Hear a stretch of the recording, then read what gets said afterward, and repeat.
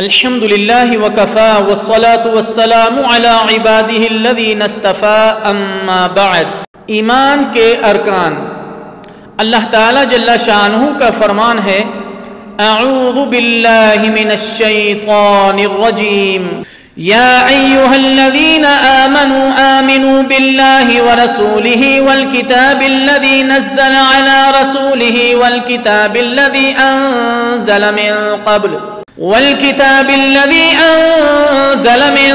قبل ومن يكفر بالله وملائكته وكتبه ورسله واليوم الآخر فقد ضل ضلالا بعيدا۔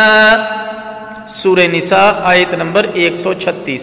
اللہ تعالی جل شانہ کا فرمان ہے، اے ایمان والو، خلوص دل سے اللہ پر، اس کے رسولوں پر اور اس کتاب پر ایمان لاؤ جو اس نے اپنے رسول پر نازل کی ہے، نیز اس کتاب پر بھی جو اس سے پہلے اس نے نازل کی تھی، اور جو شخص اللہ، اس کے فرشتوں، اس کی کتابوں، اس کے رسولوں اور روز آخرت کا انکار کرے تو وہ گمراہی میں بہت دور تک چلا گیا۔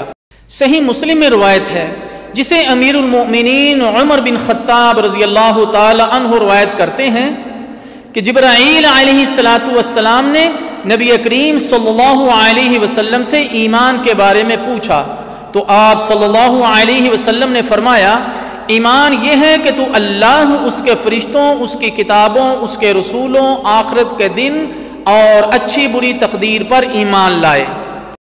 انہی 6 ارکان سے ایک مسلمان پر اللہ تعالیٰ کے بارے میں اعتقاد، آخرت کے دن کے بارے میں اور دیگر غیبی چیزوں پر ایمان کے بارے میں واجبات نکلتے ہیں۔ وصلی اللہ وسلم علی نبینا محمد۔